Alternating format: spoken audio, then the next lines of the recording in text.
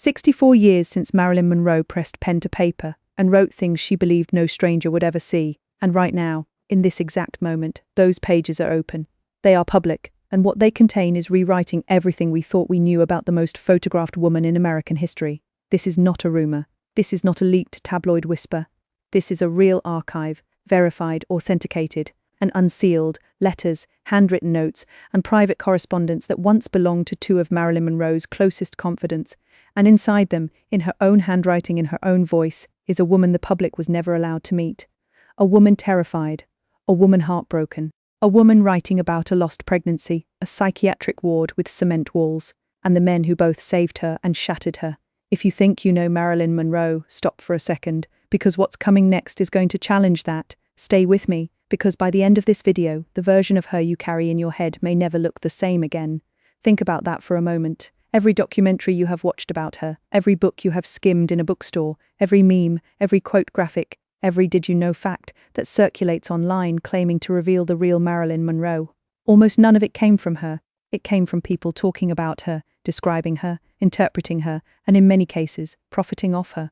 What is happening right now is different, and that difference is exactly why this story has exploded across the internet in the span of a single week. For once, the primary source is speaking. Not a biographer's guess, not a Hollywood insider's memory dressed up for a talk show. Her own hand, her own ink, her own words, sitting untouched for over 6 decades, and now, finally, out in the open. Here is what just happened. To mark what would have been her 100th birthday, a previously hidden collection of Marilyn Monroe's personal archive has surfaced for public sale and public viewing for the very first time in 6 decades.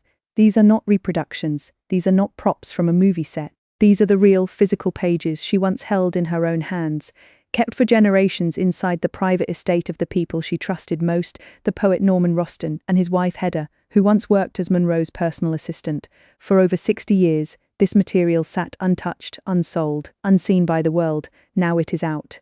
And the timing is no accident. Let's rewind for a second, because to understand why this moment matters so much, you need to understand who Marilyn Monroe really was behind the image the world built around her. Born Norma Jean Mortensen in Los Angeles in 1926, she became the single most recognizable face of 20th century Hollywood, the blonde bombshell, the sex symbol, the woman whose skirt blew up over a subway grate in a photograph that is still copied and referenced today. But that image was a mask, carefully built, carefully lit, carefully performed. Behind it was a woman battling loneliness, addiction, broken marriages, and a mental health crisis that Hollywood had no interest in acknowledging. She died in August 1962, officially ruled a probable suicide from an overdose of barbiturates. And from that day forward, the myth only grew louder while the real woman grew quieter. Every few years, new fragments of her private life would leak out, a diary page here, a letter there, and each time the world would gasp for a moment and then move on. This time feels different. This time the volume of material, the intimacy of what it reveals, and the timing tied to her centennial birthday have collided into something the internet cannot look away from. Ask yourself this: how does an archive this large, this personal, this potentially explosive, stay completely hidden from the public for 64 years? No leaks, no tabloid photographs, no auction attempts, no lawsuits fighting over ownership, just silence, decade after decade, while the world kept building documentaries and biopics out of the same recycled handful of facts. The answer lies in trust. Norman and Hedda Roston were not casual acquaintances of Marilyn Monroe. They were two of the very few people she considered truly safe. Norman shared her love of poetry, and the two of them would exchange verses and reflections the way other people exchange ordinary letters. Hedda became close enough to Monroe's daily life that she worked as her personal assistant, traveling with her to film sets, including the London production of The Prince and the Showgirl. When someone that close to you holds onto your letters for 60 years without selling a single page, it tells you everything about how much she trusted them, and it tells you why what is now surfacing feels less like gossip and more like a genuine time capsule. So what exactly is in these letters? Let's break it down, piece by piece, because every layer of this archive reveals something the public was never supposed to see. The first shockwave comes from her writing about a lost pregnancy. In her own hand, Monroe reflects on the possibility that she may have lost a child, and she directly connects that loss to her use of prescription barbiturates, the very same category of drugs that would later be found in her body the night she died. Think about what that means. This is not a historian's theory. This is not a biographer's guess dressed up as fact. This is Marilyn Monroe, in her own words, grappling with grief and guilt over her own body and her own choices. Years before the world would be shocked by her death. For decades, the public conversation around her addiction was framed almost entirely as tragic gossip. These pages turn it into something far heavier, a woman quietly documenting her own unraveling in real time, aware of the danger and unable to stop it. It is important to slow down here, because this single detail alone could rewrite entire chapters of the standard Marilyn Monroe biography.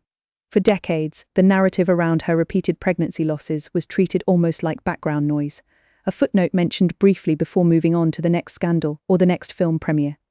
This letter suggests she herself was tracking the connection between her medication and her body's failures long before doctors, biographers, or journalists ever framed it that way in public. It raises an uncomfortable question that historians are already beginning to ask out loud. If she recognized this pattern years before her death, who around her also knew, and why did no one intervene sooner? The second gut punch comes from her relationships, and specifically her devotion to playwright Arthur Miller, the man she married in 1956. The archive includes correspondence believed to be from Miller himself, written during a period when their marriage was under enormous strain. In one letter, he pleads with her, telling her that he needs her healthy and that he needs to feel her belief in him, because without it, in his own words, he is finished.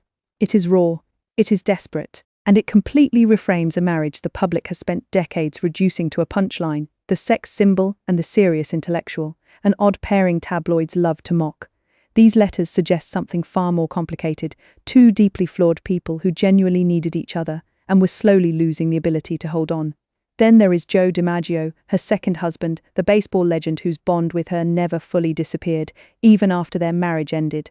Reports on the broader letter archive tied to Monroe describe DiMaggio's writing to her as intensely emotional, almost pleading, expressing love and heartbreak that never fully faded even years after their divorce. What emerges is not the story of a woman who moved from man to man without consequence, which is exactly how the press painted her at the time. What emerges is a tangled, painful web of unresolved love, jealousy, and regret that followed her for the rest of her short life. Picture the scene the letters describe. DiMaggio had just watched, along with the rest of the country, as Monroe announced on live television that she was filing for divorce after only a matter of months as husband and wife. Instead of walking away in silence, he sat down and wrote to her by hand, addressing the letter formally to Mrs. Joe DiMaggio, a small detail that somehow makes the heartbreak feel even more real. He told her that seeing her cry in front of the entire world had broken something in him, and that there was nothing he wanted more than to earn back her trust. This was not the composed, stoic baseball icon the public thought they knew. This was a man writing in real time, in raw emotional freefall, mailing his heartbreak special delivery to a woman who had just ended their marriage on national television. It complicates the entire public story of their relationship, turning a headline the tabloids treated as a punchline into something that reads, 6 decades later, like genuine tragedy. And then, the archive gets darker, far darker. Among the most explosive documents is a letter Monroe wrote to her own psychiatrist, Dr. Ralph Greenson, describing in devastating detail a stay inside the Payne Whitney Psychiatric Clinic in New York.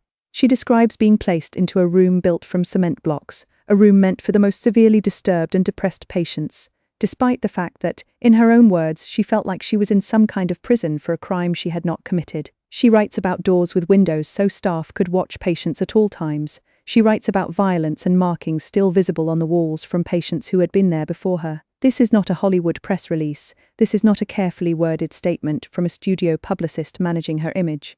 This is Marilyn Monroe, alone, frightened and furious, describing an experience that sounds less like treatment and more like confinement. And here is where the story gets even more human. According to the letter, it was Joe DiMaggio, her ex-husband, the man she had already divorced, who stepped in. Against the objections of the doctors and nurses, he intervened and physically removed her from that ward.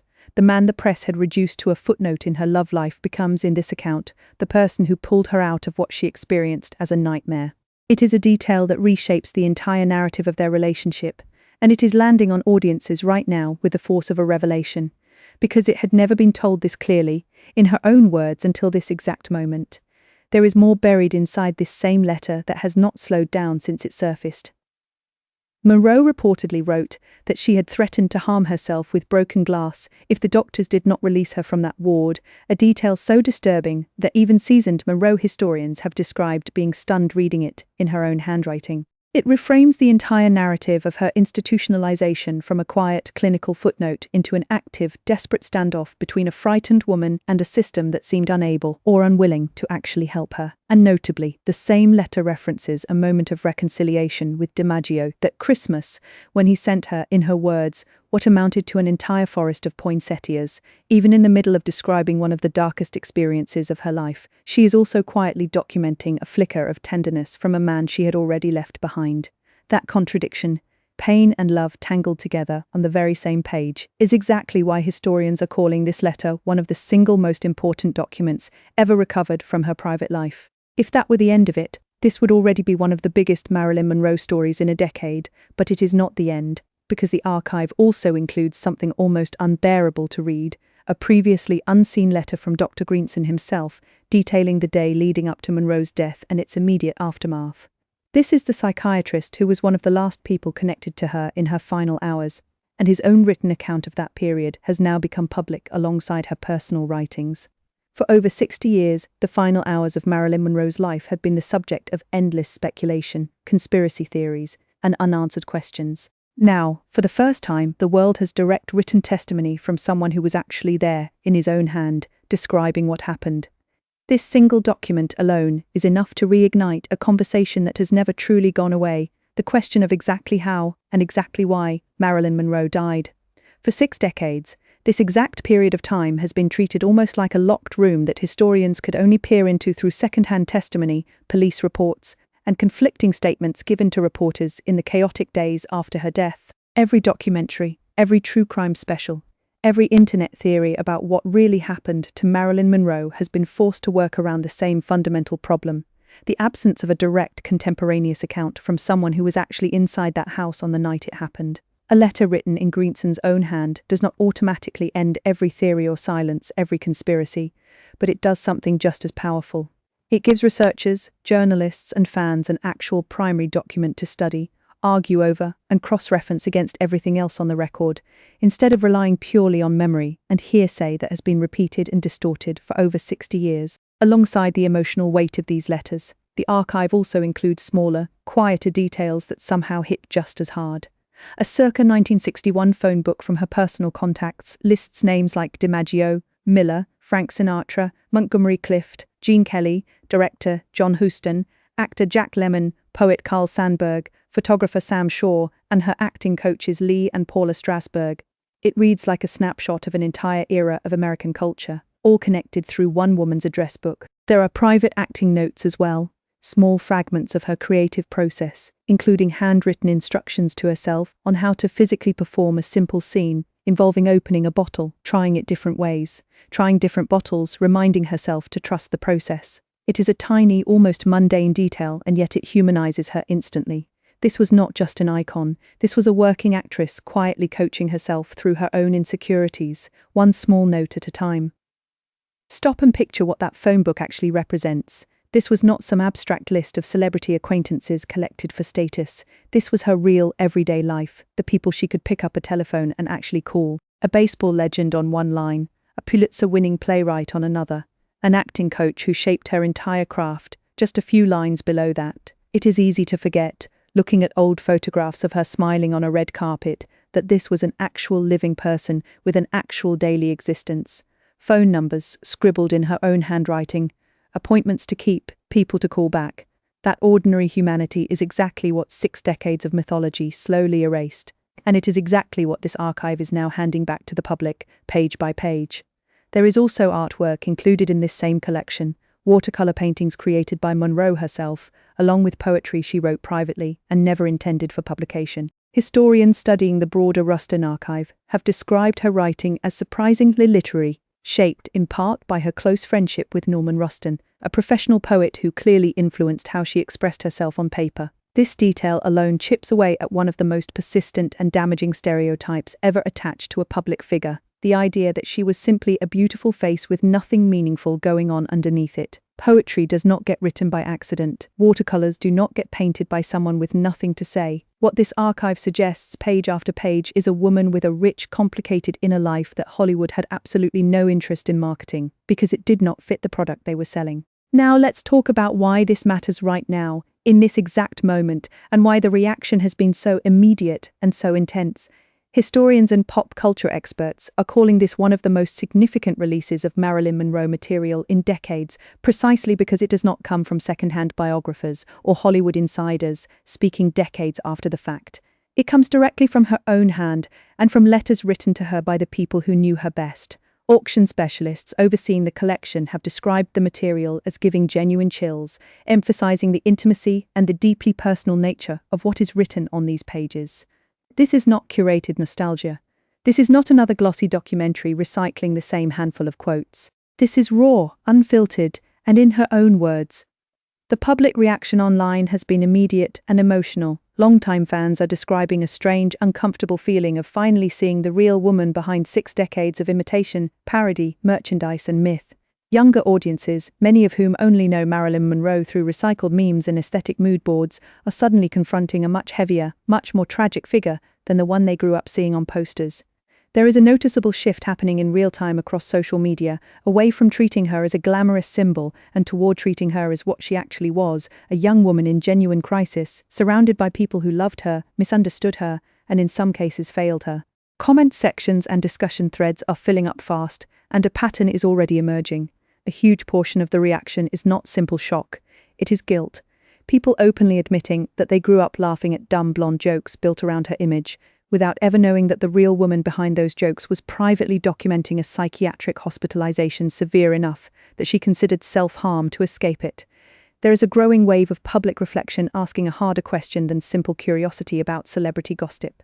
A question about complicity, about how an entire industry and an entire audience spent decades consuming a manufactured version of a woman, while ignoring every visible sign that she was suffering in real time. There is also a cultural reckoning happening alongside this release, and it is bigger than just one archive of letters. For years now, there has been a growing movement to re-examine how the entertainment industry and the media treated Marilyn Monroe while she was alive. The constant scrutiny of her body, the mockery of her intelligence, the way her mental health struggles were treated as tabloid entertainment rather than a genuine crisis. These letters land directly in the middle of that reckoning. They provide first-hand evidence in her own voice of exactly how much pain existed underneath the image the studios sold to the public. It becomes very difficult to laugh at old jokes about the dumb blonde stereotype after reading a woman describing in her own handwriting the walls of a locked psychiatric ward.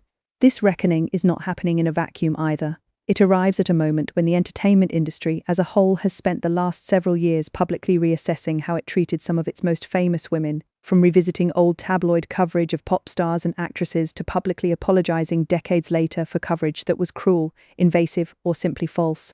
Marilyn Monroe is, in many ways, the origin point of that entire pattern, the first truly global example of a woman built into a product, consumed by the public, and then discarded the moment she stopped being convenient. These letters are landing at the exact cultural moment when audiences are primed and ready to actually sit with that history instead of laughing past it. There is a political and institutional dimension to this story as well, and it is only just beginning to unfold.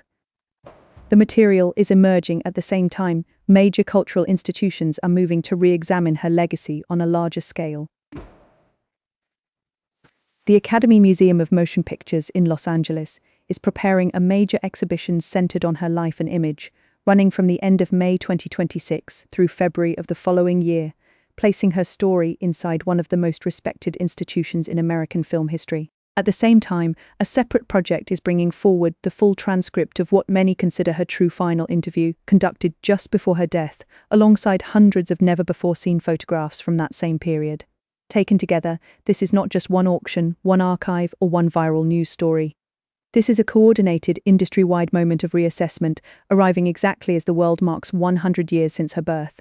This kind of institutional attention matters more than casual viewers might realize. When a museum as prestigious as the Academy Museum of Motion Pictures builds an entire exhibition around a single figure, it is making a public statement that this person's story deserves serious historical treatment, not just gossip column recycling. Combine that with a major publisher releasing the full, unedited transcript of her final interview, an interview conducted just days before her death, and you start to see the outline of something larger than a single news cycle. 2026 is shaping up to be the year the world is formally forced to reconsider Marilyn Monroe, not as a punchline, not as a poster, but as a documented historical figure whose full story is only now being assembled from primary sources instead of second-hand mythology.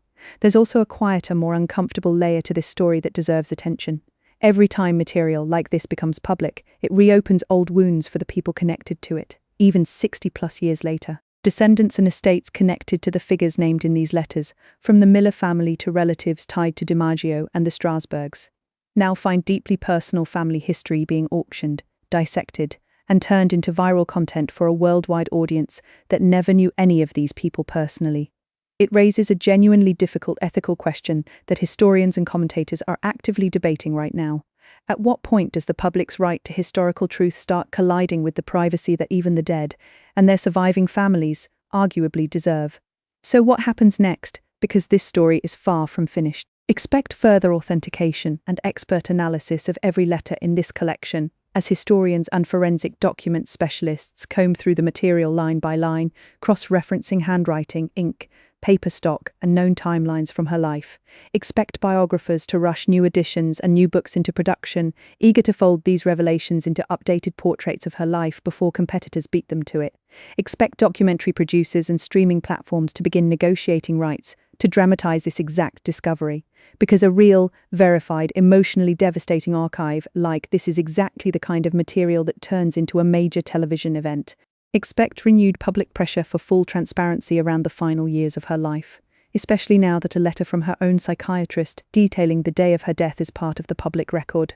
Questions that have lingered for over 60 years about exactly what happened in her final hours are being asked again, louder than before by a new generation that has direct access to source material rather than second-hand speculation, and expect the value of this archive and any future Monroe material that surfaces to skyrocket.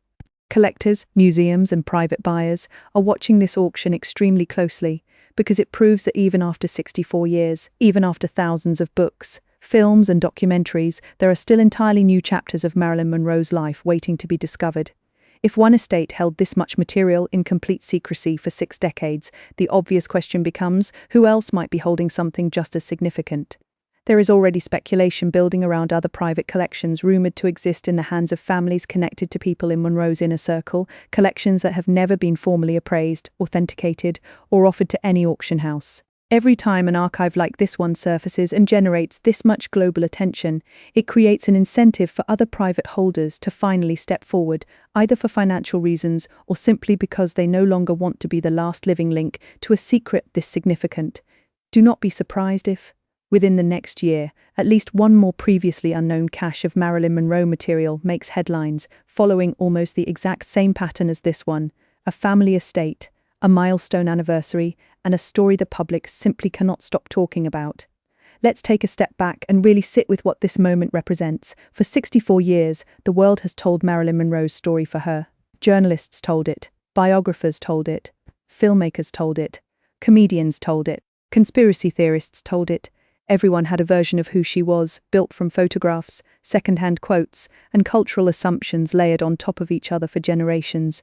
What makes this moment different is painfully simple. For the first time in a very long time, Marilyn Monroe is finally telling her own story, in her own handwriting, on her own terms, even though she never intended for any of us to read it. That tension is exactly why this story has exploded the way it has. There is something deeply uncomfortable about reading private letters never meant for public eyes, and yet there is also something undeniably powerful about finally hearing directly from a woman the world spent 60 years talking over. These pages do not offer a clean, simple answer to who Marilyn Monroe really was. If anything, they complicate her even further, showing a woman capable of extraordinary vulnerability, sharp self-awareness, deep loyalty, and devastating pain, sometimes all within the same handwritten page. Maybe that is the real reason this story refuses to fade from the news cycle the way most celebrity archive stories do. After a day or two, it is not just nostalgia.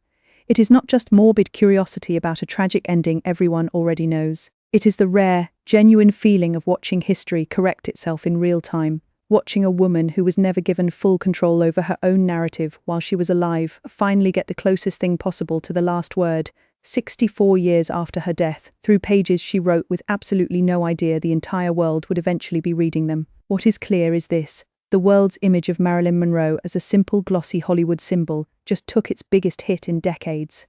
The woman revealed in these letters is more complicated, more intelligent, more wounded, and far more human than the poster on your wall ever suggested. And once the public starts seeing her this way, there is no real way to go back to seeing her the old way again. This story is moving fast. New details are surfacing by the day, and more of this archive is still being reviewed, authenticated, and released to the public in the coming weeks. If you want to stay ahead of every twist in this unfolding story, make sure you are subscribed, because the next chapter of Marilyn Monroe's real story is still being written, and you will not want to miss what comes next.